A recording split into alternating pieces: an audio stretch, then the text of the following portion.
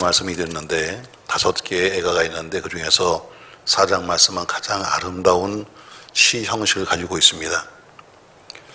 그 내용을 읽어보면 아주 애절한 이 마음이 읽는 사람으로 하여금 심금을 울리는데, 오늘 주신 말씀을 통해서 보면은 예루살렘 성이 멸망한 후에 그것을 바라보고 있는 그 예레미야의 그 마음을 표현했습니다. 읽었던 1절 말씀, 어찌 그리 금이 빛을 잃고 순금이 변질하였는고. 금이 빛을 잃어버렸고 순금이 변질됐다. 여기 금이란 것은, 또 정금이란 것은 유다 민족의 영광을 말합니다. 우리가 성경에는 금에 대해서 말할 때마다 우리 믿음을 많이 이야기하죠. 그러니까 유다 민족의 영광이 생긴 이유가 뭐냐면, 하나님 믿는 믿음 때문에 하나님께서 그 민족을 금에다 비교도 하시고 정금에다 비교하셨습니다. 2절 상반절에 보면 2절 상반절에 순금에 비할 만큼 보배로운 시온의 아들들이 해서 보배로운 시온의 아들들, 다시 말해 예루살렘의 영광이 하루아침에 금과 정금의 빛을 잊어버리고 말았다. 순금에 비할 만큼 보배로웠던 시온의 아들들이 어찌 그리 토기장이가 만든 질항아리 같이 역임이 되었는고. 과거에는 금이었습니다. 과거에는 정금이었습니다.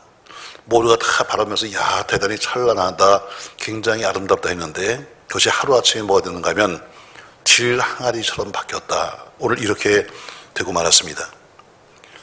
다시 말해 오늘 정금과 금이라는 것은 유다 민족을 말하는데, 처음에는 그렇게 찬란했던 유다 민족, 찬란했던 예루살렘 성, 찬란했던 예루살렘 성전, 그 모든 것이 이제는 하루아침에 뭐가 되는가 하면은 이제는 토기장이가 만든 질항아리 같이 아주 쓸모없고 아주 값없이 없는 그런 보잘것없는 것으로 바뀌었다는 것이죠. 하나님이 택하신 백성들이 맨 만국 가운데서 하나님께서 그 민족을 선택하셔서 내가 하나님 나라의 제사장 나라다 이렇게 부르셨습니다. 근데 이제는 제사장 나라는커녕 그 모든 것을 다 잊어버리고 이제는 지극히 낮아져서 이방 나라의 포로로 끌려가는 신사가 되었기 때문에 이제 모든 너는 정금도 아니요 금도 아니요 이제는 우리 토기장이가 만든 바로 그런 토기가 되었다 이렇게 말씀하고 있습니다. 우리가 금이 빛을 잃어버리고 금이 우리가 변해버리면 쓸모가 없는 거죠. 금의 특징이 있다면 변하지 않는 겁니다. 그게 금의 특징이죠. 금의 특징이 있다면 금은 부식하지 않습니다. 우리가 1000년 전, 2000년에 만들어놨던 금관이니 찾아놓은 거 보면 부식된 것도 있겠습니다만, 그러나 대부분들 다 옛날에 찬란한 것이 다 그대로 있는 것처럼 금은 바뀌지 않습니다. 그래서 우리 주님이 신앙을 가리켜서 뭐예요? 정금 같은 믿음이다 이렇게 말씀하고 있어요. 믿음은 변하지 말아야 합니다. 세상 따라 변하고 환경 따라 변하고 자꾸 변하기 시작하면 그건 믿음이 금 같은 믿음이 아니라 그건 뭐예요? 그건 돌 같은 믿음, 그냥 하나의 언제든지 무너질 수 없는 흙 같은 믿음이 되고 마는 거죠. 사실 우리가 믿음만 하지만 그러나 흙 같은 믿음이 상당히 많습니다. 나름대로는 금 같은 믿음을 자랑스럽게 말하지만 그러나 아니에요. 많이 변하니까. 저는 1부, 2부, 3부 그리고 청년부에 비해서 오늘 설교했던 낯선 교회 중에서 특별히 3번째를 강조했어요. 우리 주님이 베드로에 대해서 말씀하시는데, 베드로가 쓰임받은 이유가 뭐냐? 베드로는 혈기도 많고 실수도 많았고 또 많이 못 배운 사람임에도 불구하고 그래서 마지막까지 주님 앞에 아름답게 쓰임받다가 그 부르심을 받아서 간 그 베드로가 그 특징이 하나 있는데, 그의 특징은 뭐냐면 그런 자기의 죄에 대해서 민감하게 반응했다는 거예요. 자기 죄에 대해서 민감하게 반응하면서 어때요? 많은 고기를 잡은 다음에 그런 이렇게 많은 고기를 잡았으니까 가서 팔아가서 돈 벌어야지 이것이 아니라, 많은 고기를 잡자마자 그런 한 것이 뭐냐면 저의 무릎을 꿇어서 주님 나를 떠나십시오. 난 죄인입니다 하면서 현실 속에서 하나님의 축복을 바라면서 축복을 본 것이 아니라 저 전능하신 저분 앞에 서는 내가 너무 부끄럽다 해서는 죄를 발견하잖아요. 베드로가 다구는 소리에 통곡하고 오는 것처럼 베드로의 특징이 있다면 바로 통곡과 회개입니다. 오늘 이스라엘 백성들은 회개하지 않아요. 나라가 다 망해버렸습니다. 늘 그들은 어때요? 정금 같은 믿음을 자랑하고 찬란한 그 문화를 자랑했지만 그러나 그게 다 무너져버려서 이제는 흙같이 되고 말았음에도 불구하고 그건 회개하지 않습니다. 오늘 지금 가장 핵심적인 이야기가 뭐냐? 오늘 이렇게 정금 같았고 금 같은 영광을 다 잃어버리고 이제는 바로 깨져버리는 흙덩이처럼 되고 말았는데, 그런데 무엇이 그렇게 뭘 만들었냐? 무엇이 그렇게 하나님의 영광스러웠던 예루살렘 성을 멸망시켰느냐? 자랑스러웠던 그 정 같은 믿음을 무엇이 무너뜨렸느냐? 바로 성경에는 이 죄 문제입니다. 이 죄 문제가 심각하게 영향을 미치는데, 시편 8편에 보면 하나님이 우리를 지으시면서 너 나하고 같이 살자 해서 하나님과 더불어 함께 살도록 지음받은 영광스러운 것이 인간입니다. 근데 죄는 인간을 사망의 종으로 끌고 가고 말았습니다. 오늘도 죄는 하나님의 자녀라고 하는 그런 영광스러운 자리에서 타락시켜서 세상의 욕심의 종으로 자꾸 이를 끌고 갑니다. 사랑하는 성도 여러분, 오늘 슬프다 하면서 애가를 불렀습니다. 이유가 뭐냐? 금 같은 영광의 그 예루살렘, 정금 같았던 그런 그 아름다운 예루살렘 성이 이제는 다 무너져버리고 이제는 오히려 토기장이가 만든 질 항아리 같이 되고 말았다. 이것이 슬프다는 겁니다.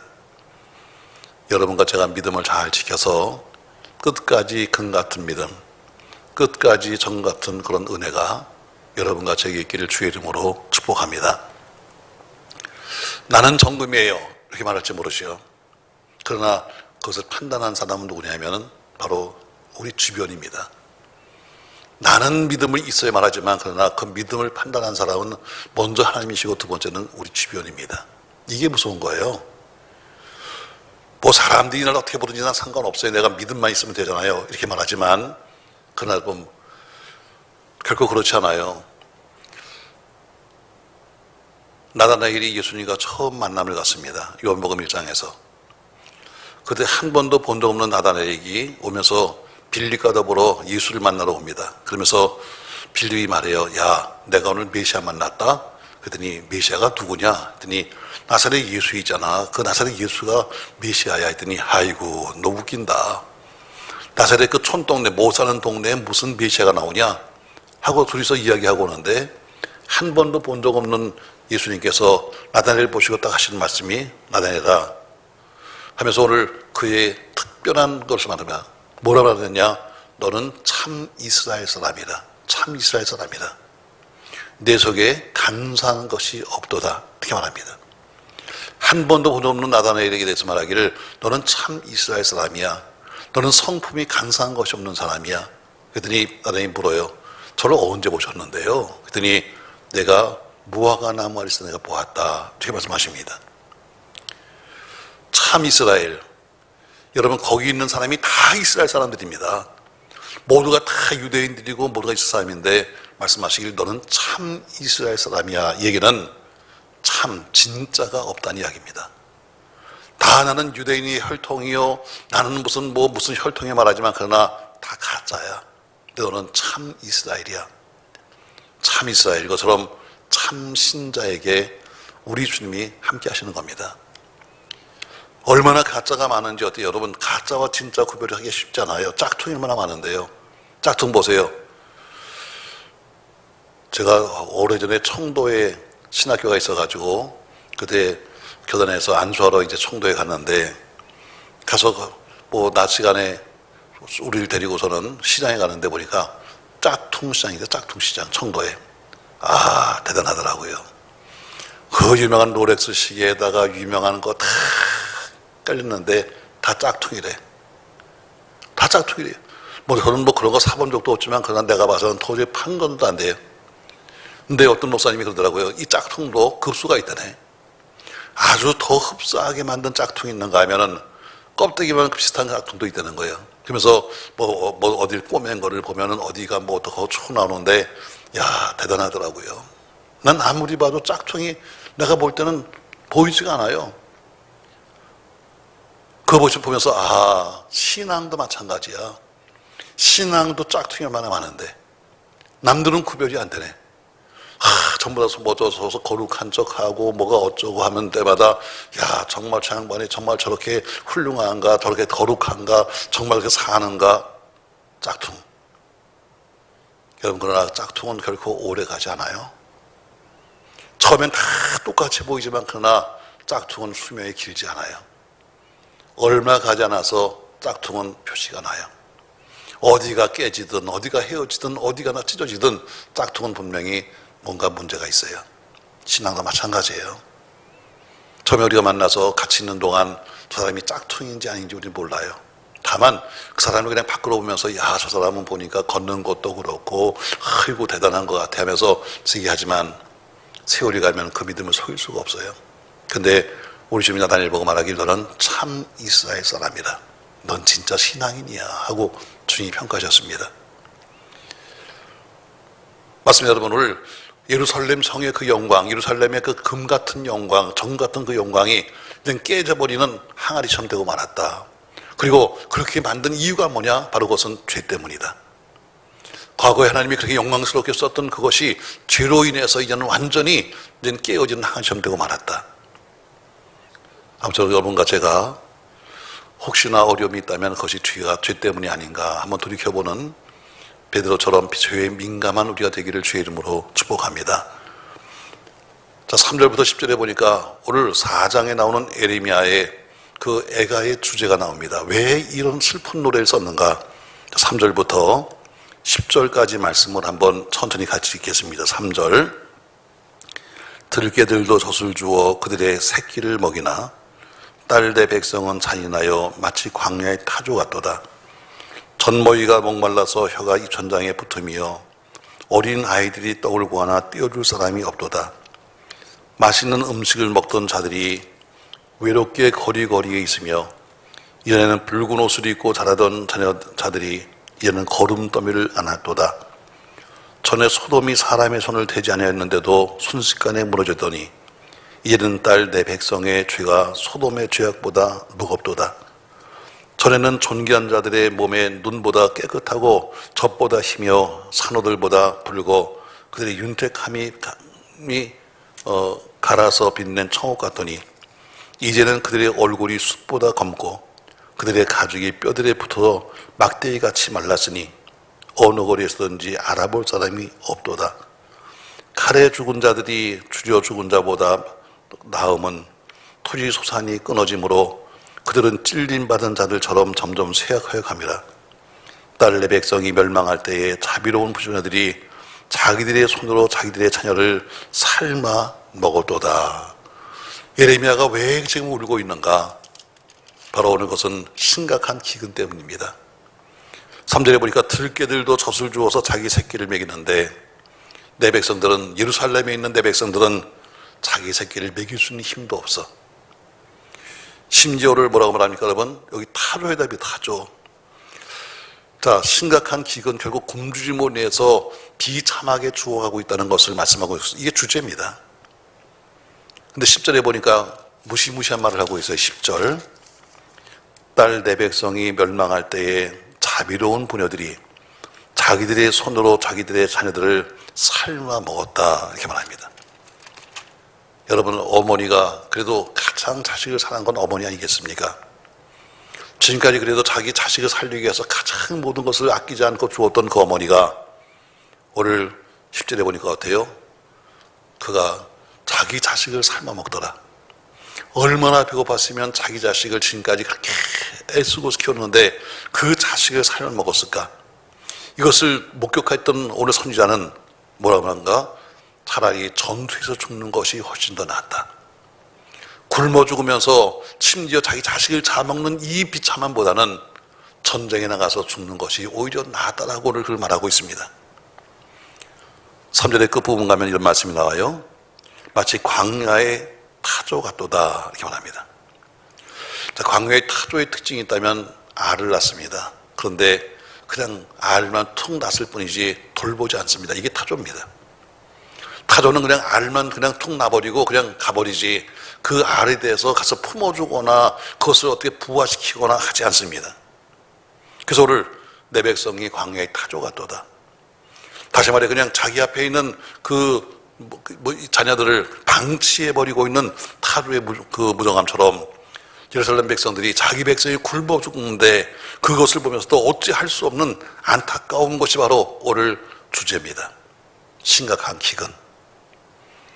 얼마나 배고팠으면 4절에 보니까 젖모이가 목말라서 혀 입천장에 붙으며 어려이 떠울고 하나 때릴 사람이 없도다. 맛있는 음식을 먹던 자들이 이제는 오히려 어때요? 이제는 오히려 거름더미를 먹고 안고 산다 하면서 그 당시에 먹지 못하는 비참함에 대해서 말씀하고 있습니다. 이것이 바로 오늘 4장에 나오는 에레미야 애가의 주제입니다. 배고픔, 굶주림. 얼마나 힘들었으면 자기 새끼를 잡아먹었을까. 요새라고는 무슨 오늘도 보니까 다음에 나왔더라고요. 가방에다 자기 아이를 집어넣어서 죽인 사람. 애가 가방에 들어가서 어때요? 살겠다고 손가락을 내밀었는데 그것을 갖다가 테이프로 붙여버렸다. 그러면서도 뭐라고 그래요? 자기는 전혀 그럴 만한 마음, 죽일 만한 마음 없었다. 이렇게 말하고 있는 비정한 엄마가 있는 것처럼 여기는 그런 비정이 아닙니다. 주고 싶어도 이제는 줄 게 없어.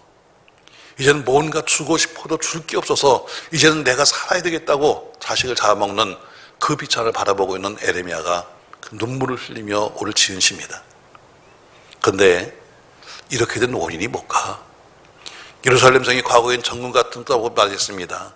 금 같다고 말했는데 그 금 같은 것이 지금 변해서 깨진 항아리처럼 되고 말았고 심지어 이렇게 자기 자식을 잡아먹어야 되는 이런 비참함까지 갔는데 이 원인이 무엇일까?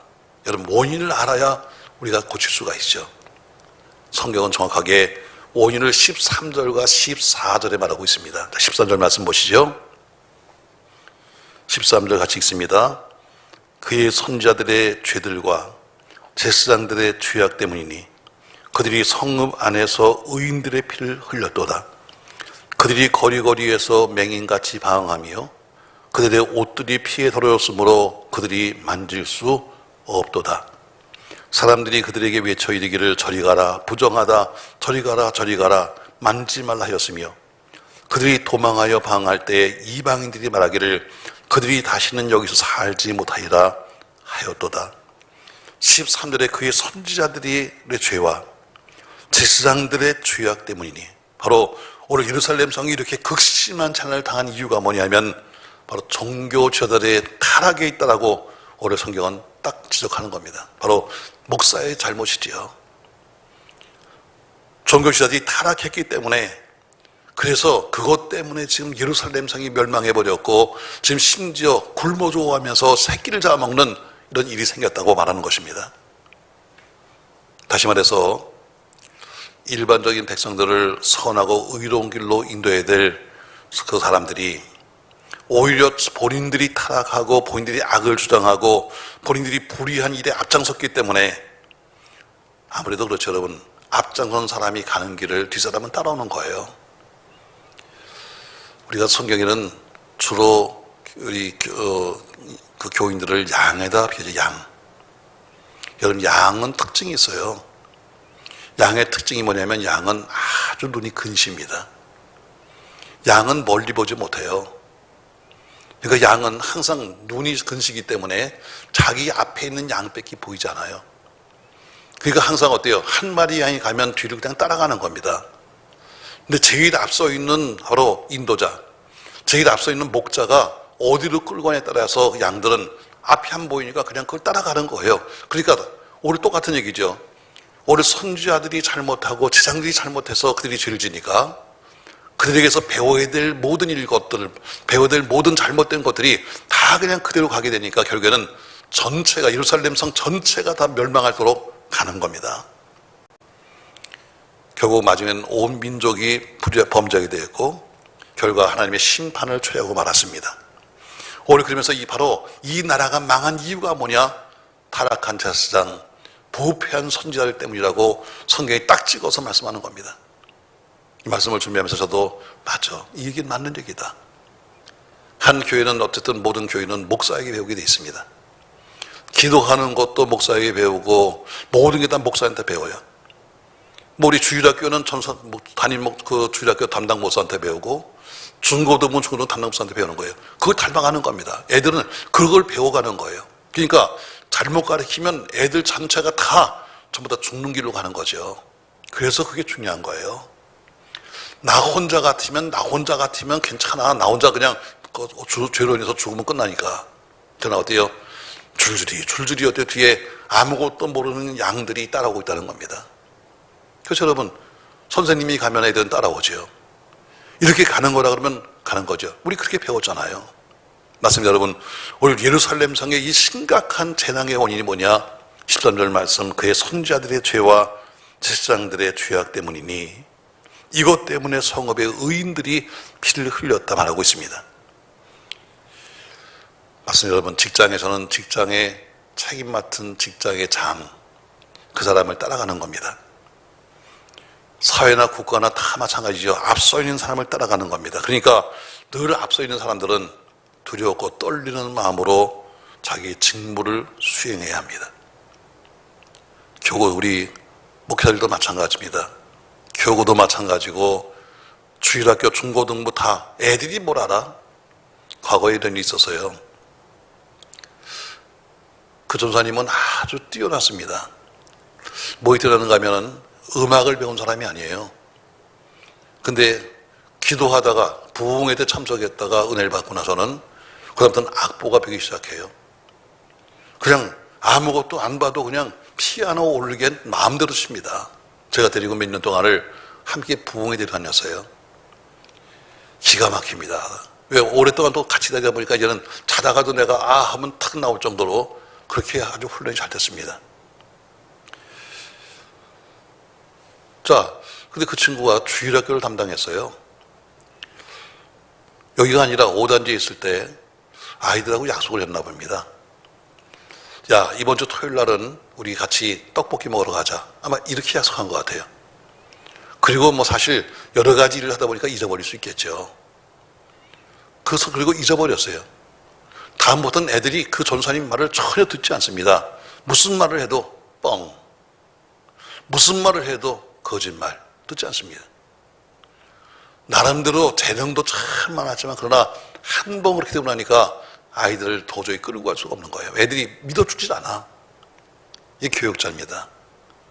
오늘 예루살렘 성의 멸망의 원인을 가리키면서 이건 타락한 선지자, 타락한 주의 종들 때문이라고 지적하고 있는 거예요. 맞습니다, 여러분. 오늘 우리는 소돔성이 멸망하는 원인은 여러 가지 이유가 있겠죠.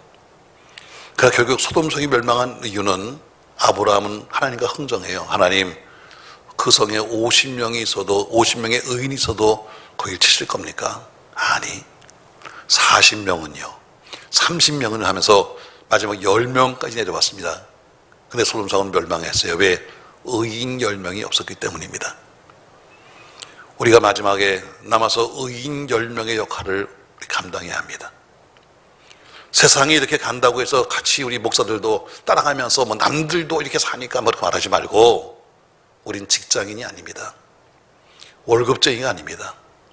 뒤에는 교구로 말하면 수십 명의 교구원들이 따라오고 있고, 여러분 교회학교로 말하면 수십 명의 교회학교 학생들이 우리를 따라오고 있습니다. 그래서 우리는 행보 하나, 말 하나가 조심스럽습니다. 왜? 오늘 이 말씀을 다 기억하십시오, 여러분. 에레미야 4장, 애가 4장 속에 서 있는 왜 예루살렘 성의 그 멸망이, 그 영광스러웠던 정금 같은 것이 왜 망해서 깨져버린 항아리가 되고 말하는가? 이유는 너 때문이다. 이렇게 말씀해요. 여기 있는 자 때문이죠. 너 때문이죠. 오늘 극심한 재난의 원인을 어디서 찾았는가? 물론 다른 이유도 많겠지만 성경은 정확하게 제사장들과 선지자의 타락이다 이렇게 말합니다. 그럼 타락이라는 것이 목사가 나가서 무슨 술을 먹겠습니까? 담배를 피겠습니까? 나가서 뭘 그렇게 크게 뭐 하겠습니까? 그러나 주어진 자기 직무를 못하는 것이고 타락입니다. 내게 맡겨진 영혼들을 돌보지 못하는 것, 이게 좀 거의 타락이죠. 자, 17절 말씀 보세요.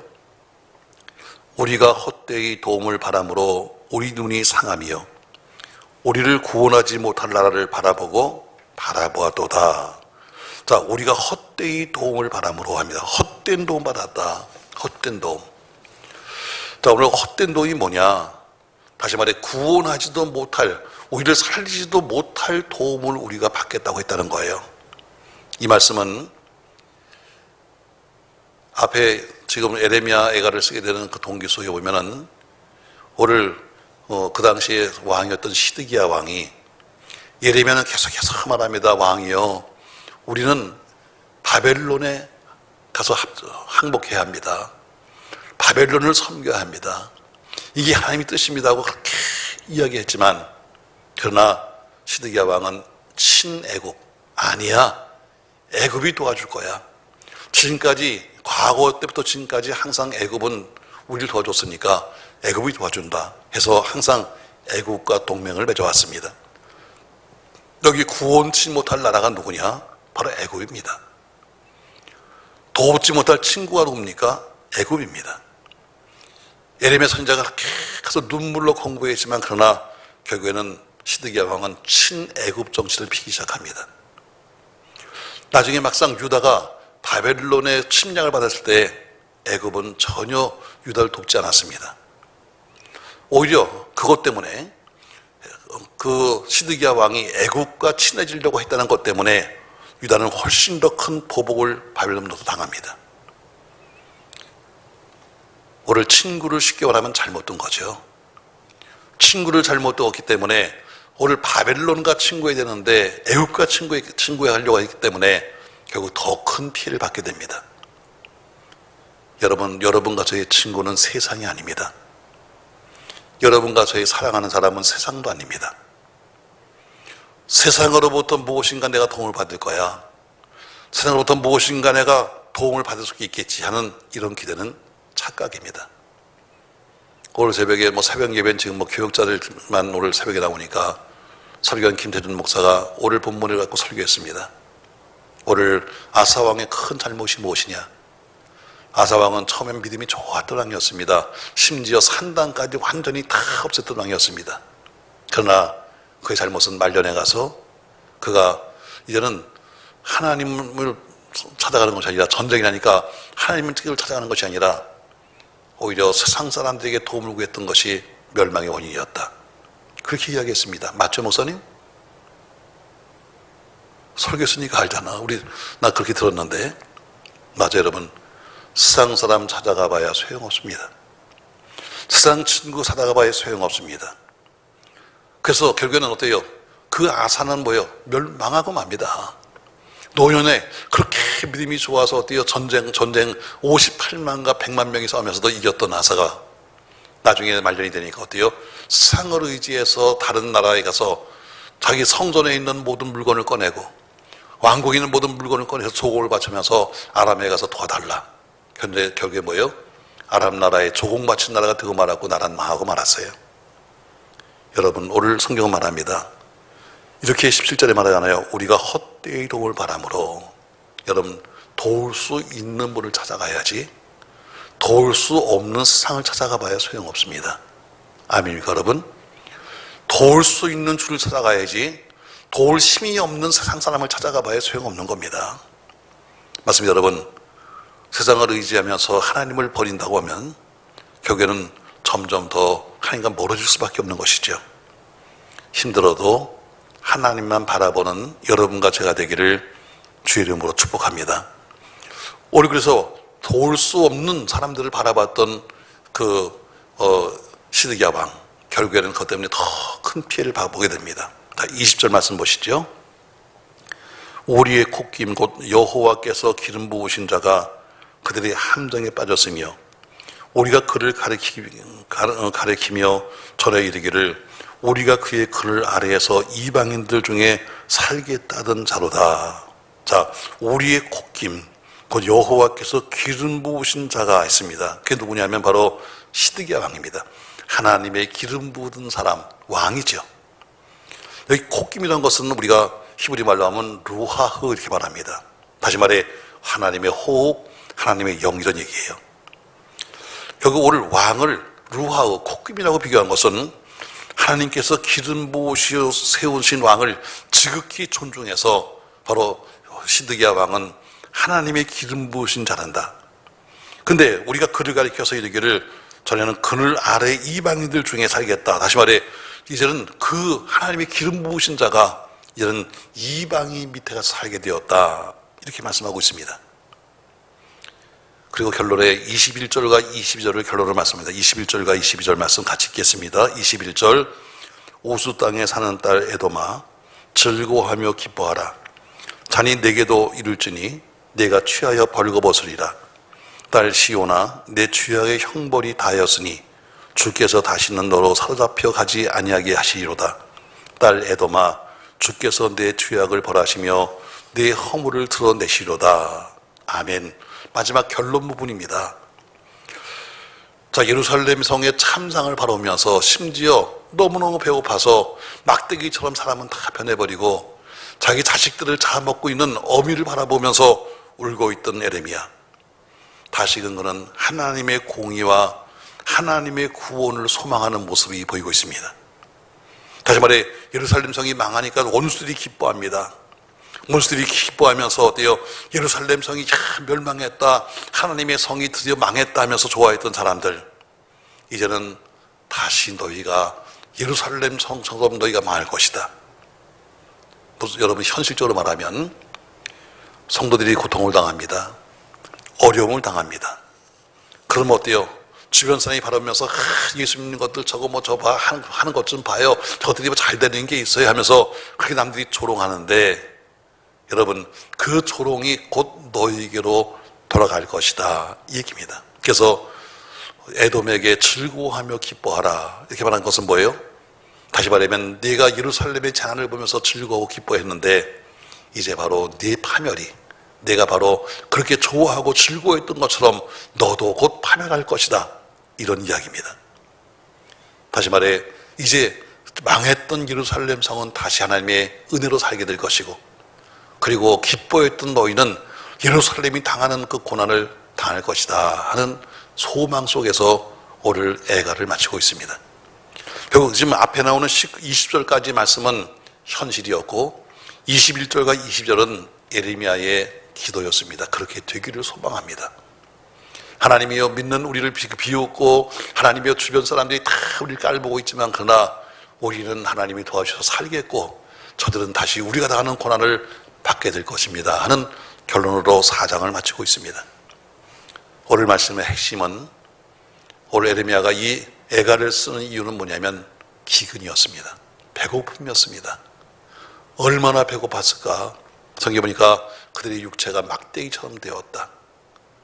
타조가 자기 알을 낳고 버리는 것처럼 그렇게 자기 새끼들을 돌볼 수 있는 힘도 없었다. 그래도 아버지 어머니가 있지만 그러나 항상 어머니는 그래도 자식을 위해서 무엇인가 희생하는 사람이 어머니인데, 그 어머니가 이제는 자식을 잡아먹는 이런 어려움을 당한다. 그러나 이것이 원인이 무엇이냐? 타락한 주의 종 부패한 선지자 때문에 생겼다. 그러면서 오늘 너희들이 세상을 의지하지 말자. 너희들이 지금까지 친애굽, 애굽으로 가서 어떻게든지 살아보겠다고 말했지만 결국엔 너희가 그것 때문에 더 화를 당한다. 오늘 마지막 가서 그렇게 화를 당하고 있지만 그러나 분명히 하나님이 우리를 살리실 거다. 그리고 그 대신에 이 당하는 고난이 에돔아, 내가 웃는 너에게 갈 것이다, 이렇게 말하며 오늘 애가를 마치고 있습니다. 사랑하는 성도 여러분, 주시는 말씀에 참 우리에게 주시는 교훈이 너무 큽니다. 우리 나라도 지도자를 잘 만나야 되고, 직장도 지도자를 잘 만나야 되고, 교회도 가정도 앞서인 사람을 잘 만나야 합니다. 또 잘 만나지 못했다 할지라도 스스로가 잘 되도록 애를 써야 합니다. 여러분, 아무쪼록 주신 말씀 잘 기억하면서 하나님의 은혜가, 회복의 은혜가 있기를 예수님의 이름으로 부탁합니다. 고마우신 전능하신 아버지,